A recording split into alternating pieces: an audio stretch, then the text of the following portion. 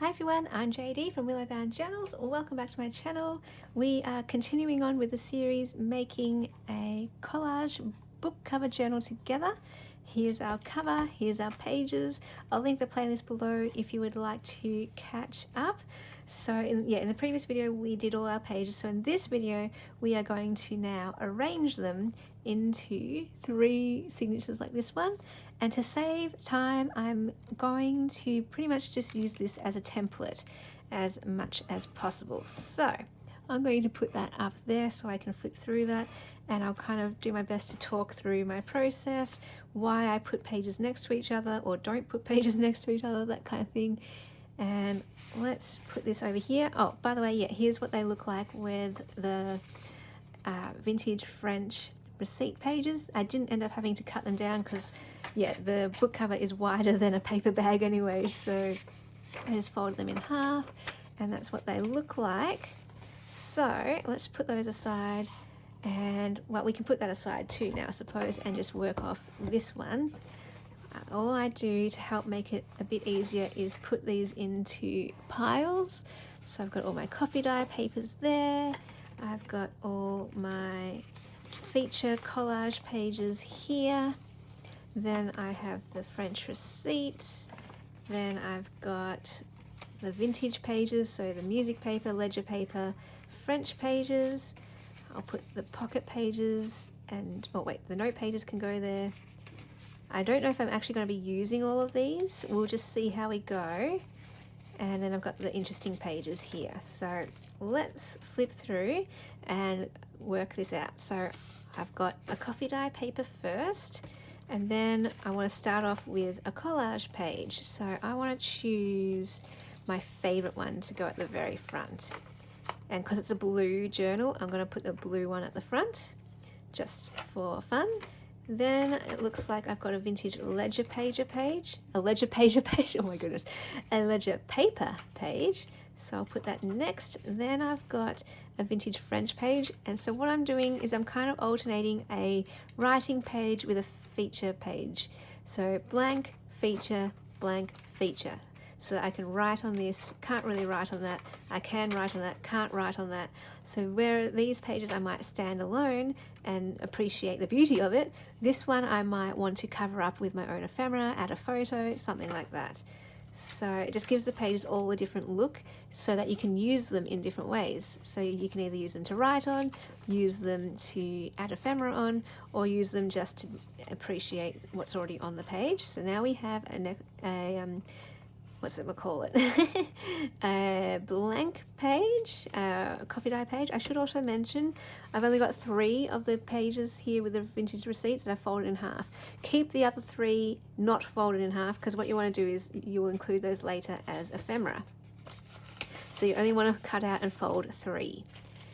Alright, so now I have a tracing paper page, so let's put that one there. Next, let's break it up a bit. I don't want to put 2 blue ones so close together, so let's put a pink one next for my collage page. Looks like we now have a pocket page, so let's put the pocket page in. And this one I've got on the outside so that when I put the ephemera in there, it looks pretty, matching it with that. Okay, so in this particular journal, I also had some lined paper, some music notation paper. So I'm just going to use plain coffee anyway, because what I did here is I swapped these out. So instead of using coffee dye pages for the pocket pages, I use cream. So you're still getting a different look, a cream page and a coffee dye page. So this is how we can get journals looking different. Even though they're all collage journals, we can change up the pages that we use, that kind of thing. And it also shows, you know, you don't need to have the exact same pages either. So I'm going to put one of the French receipts here. And then we've got another coffee dye page. And then we have one of our mind blank feature pages. And then we have a music page. Now, I am trying to use a different middle page each time So all of the 3 signatures, they're not going to have music page as the middle part of the signature. They're all going to have something different for the middle. And I like to break up the pattern every now and then. So even though these are 2 kind of feature pages, I want to break up the pattern and not keep alternating it all the time and have it be like predictable, if that makes sense.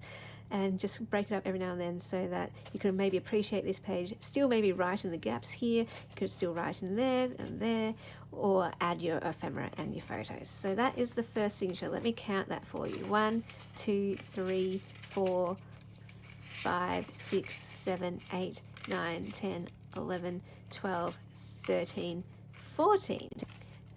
14, that's interesting. I thought I would have had 15. I might add an extra page. I can't see.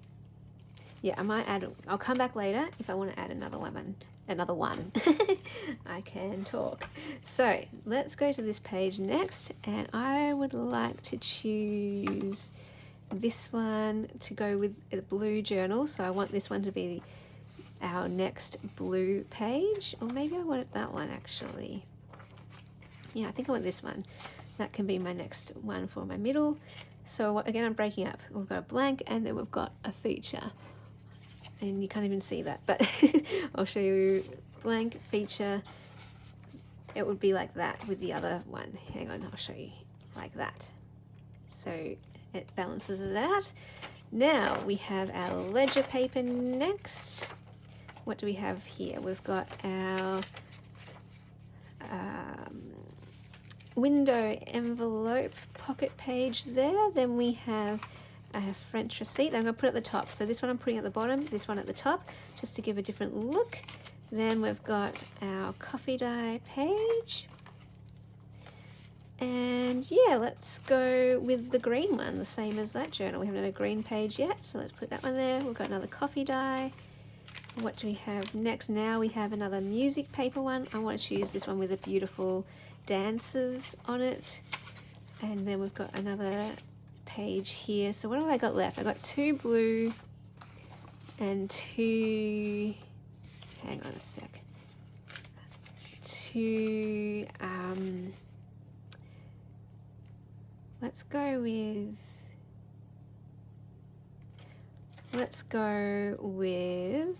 I think I want to do the this one here. Yes, let's go that one. No, I like that one. Let's go this one here. Because this is the cover page, so we want that quite in the middle so that we kind of forget that we use that as the cover. So it makes it look kind of different. And then we've got our vintage dictionary page. Again, it really doesn't matter where you place things. I'm just kind of speaking out loud why I place it like this. But it really doesn't matter if you have things close to each other or a run of feature pages together. You might like that look.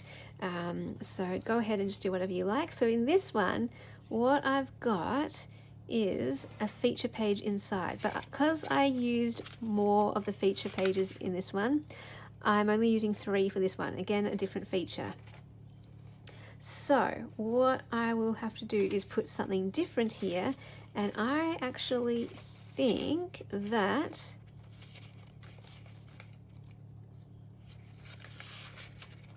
actually I like that. Hang on, let me count. 1, 2, 3, 4, 5, 6, 7, 8, 9, 10, 11, 12, 13. Okay, so I must have had 14 pages in each of these. That must have been what happened there. Alright, so what I'm going to be doing now, I really want to swap one of these out. And I think it's going to have to be this one. So, like I say, things can change. I want that one there, because now that can work as a feature in between. And then what I want is you here to be my middle page. And then I will move on to the next signature. So what we have here is another blank page, followed by a feature page. So now let's do the green one. And then I have a pocket page, and I have a blank page, And now I have another doily, so this is where it's going to differ a little bit, and I want to put one of these pages to give a different size, like that. And then we've got the vintage French page. We'll go for another plain page. Now we've got our envelope page here, and we have, let me have a look. I think I want to do the blue one next. Yeah, let's do the blue one. And then we've got a ledger paper page. I'll use the vintage graph paper instead. Then we've got the music paper page. Then we've got the collage page and a, oops, coffee dye, followed by the vintage French receipt, and that is going to be our middle page there. Now, I don't actually like the look of that one, so I'm going to fold it this way, and I just like the look of that one better as a middle page. just kind of my style more. So 1, 2, 3, 4, 5, 6, 7, 8, 9, 10, 11, 12, 13, 14. So yes, we can adapt and change. There are 14 pages. I think I thought there were 15 because 15 is my favorite number. So that's what it looks like. If you want, you can add 15 pages to them all. I keep knocking the camera with my head. Anyway, so yeah, so you know what? Why don't we? Let's make it 15, just to show that you can do something different. So I think I like that look there. Let's put a pocket page in that one. Let's add, I really want this one in there. This is kind of why I want to do 15, because I really love that page with the This Book Belongs To page. So I would like to put that maybe there. I just like that page. I just want that in there. And then over here, let's put in, I think we want to put in this one, because we don't have one of these yet. I don't know where to put it. Let's just put it maybe there to break that up. No, the pink doesn't work well with that shade of so maybe here.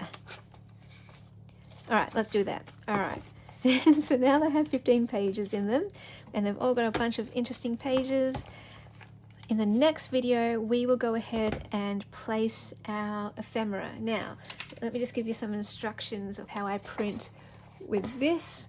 You can either print on, okay, so what I do, if I'm going to do a pocket, I print on 80 GSM normal copy paper. If I'm going to be putting a tag or a journal card into a pocket, I print those on 200 GSM paper. You can get around this as well though. These I printed on the 80 GSM paper, but I sewed them onto coffee dyed paper to give it extra weight. So that's what I'm going to do with these. I printed all these on 80 GSM. Some of them I'll cut out and use as pockets. The others I'm going to sew onto coffee dye paper and use as journal cards.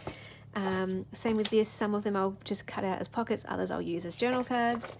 And I'll just give you a look at what I've got here to cut out. So you go ahead and cut all these out now. I'm going to go off camera and cut these out to get them prepared. All of these are available to my Ruby patrons if you would like access to those, or you can purchase individual kits depending on what you would like from my Etsy. I'll link Patreon and Etsy down below, my Willow Bound Journals Etsy page. I will also be using vintage French envelopes and the seed packets and some tags as well. So if you want to use those, they will all be available as for my Ruby patrons again. So that literally just means $10 for every kit that is used in this journal, as opposed to buying each kit for $5 each, if that helps at all. And then of course we have these 3 leftover vintage receipts to cut out, and that will be ephemera as well. Of course you can use your own ephemera. You don't even have to add ephemera if you don't want to. But that's an option there for you if you want to make the same journal as me. And then you have access to those things forever as well. You can print them out as many times as you want to make other projects, and you can sell them. as long as it's in a physical object. Awesome, guys. So thank you so much for watching. Hope that was helpful about how I showed how I arrange pages in a 3 signature journal. And yep, come back next video and we'll apply or add our pockets. Okay, you are all beautiful gems. You are gifts to the world. Just by being you, you bring light and goodness and beauty. So shine bright out there, be yourself, and I will see you guys in the next video. Bye, guys.